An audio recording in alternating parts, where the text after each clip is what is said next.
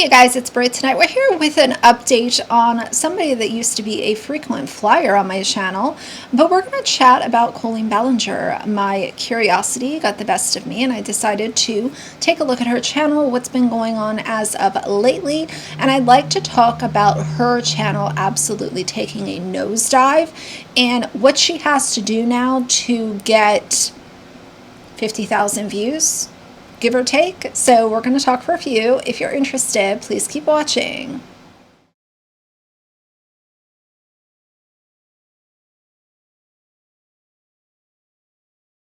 Alright you guys, so as I mentioned, Colleen is no stranger to this channel, but after a while, like other topics, they kind of just, they get old, it's the same old nonsense, so on and so forth. So it's been a little while since I've covered her, but she is still absolutely an important creator to cover when it talks about YouTubers that do not deserve the platform that they're standing on. I'm always going to be on that side because these YouTubers and content creators, influencers, whatever you want to label them as, get exposed for being awful people. They never take accountability and they just continue trucking on. And in my mind, if you're going to be exposed as a terrible, disturbing little person and not take accountability, then I'm going to continue to cover you. It might not be every day, it might not be every month, but periodically I will still make content off of your name. And let's not call it clout chasing or oh, you're jealous or whatever. You guys, like this sticking up for Colleen Ballinger is a stale argument.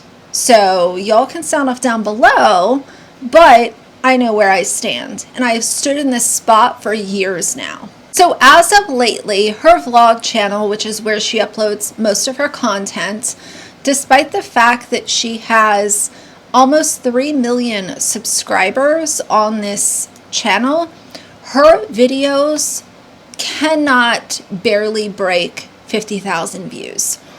If she is not, one, posting her kids in the thumbnail, two, crying, or three, manufacturing some kind of drama that's happening in her life, which is never, really anything to even look twice at, her videos will not get viewed.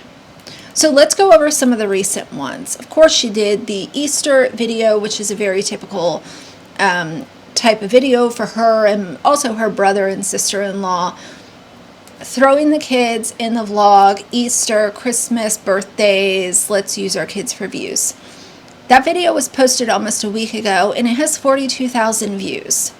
Then she went and was crying about her mom and feeling frustrated. That got 47,000 views. Then she claims that she's getting sick at Taco Bell and getting bullied in public. That got 37,000 views. Again, showing her kids, 43,000, 55,000. She did a realistic day in the life vlog. That got a little more. And then, as usual with her, she clickbaited, "We're leaving," and that got 57,000 views. So it's been quite a while since she's had a video that got over 100,000 views.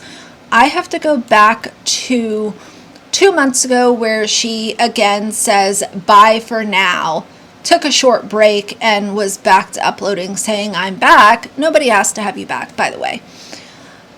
So, it's obvious desperation. It's obvious. I just want the internet to forget about everything that I was exposed for.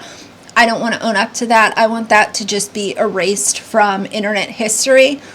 And as a reminder, if you are a terrible person and it is talked about online, you are never going to get rid of that. It's just impossible.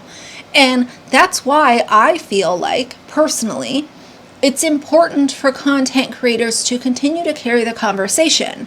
Because if the conversation does actually go dark, people might end up, totally forgetting about it. And I'm not saying it needs to be consistent uploads about this person, but it's important to once in a while, let's remember how inappropriate and gross she has been publicly. She and her husband, Eric, are still doing their Relax podcast, which is a snooze fest. I have listened to a few episodes and will not ever do that again because it is so boring.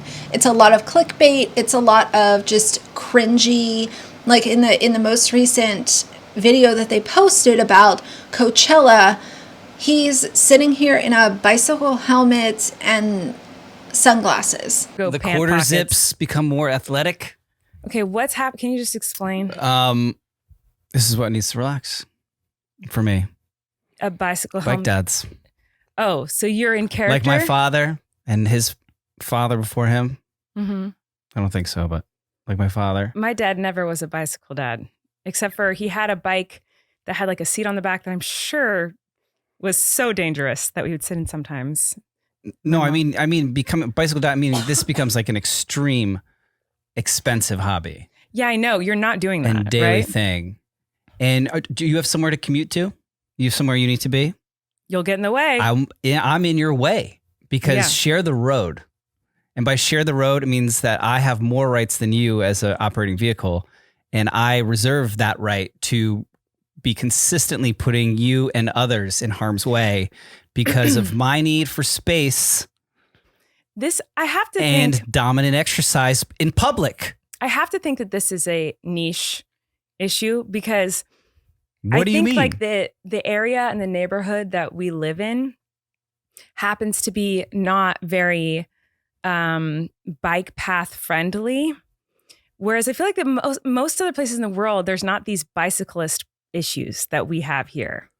Could you talk about bike lanes, like better? Yeah, and bicyclists, better city bicycling. planning to include bike lanes in the roadways. I'm not saying that there should be better city planning. I'm just saying like this is an issue that we have here because obviously the bikers have the right of way because of course they're pedestrians on bicycles, and in a big car, you're much more dangerous to them. But it just seems as though like every other place I've ever been, this isn't as much of an issue as Have it you is. been to a coffee bean in Los Angeles?